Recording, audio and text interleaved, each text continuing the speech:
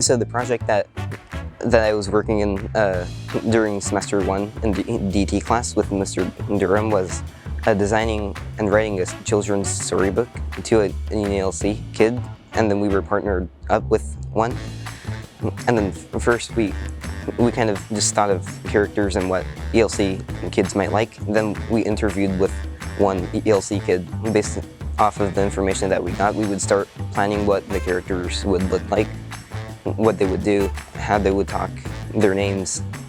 We were able to design a lot of stuff on the computer, which like almost no one had any experience with. So then we got to learn how to use a program called Adobe AI Illustrator. And then we also did a 3D print of the characters, so then they got to keep those figurines too. Well, first I think they improved on their answering to question skills. I don't know if that's an actual skill, but and then they learned what 6th graders do for class, and then also they probably got reading skills because we wrote them a book.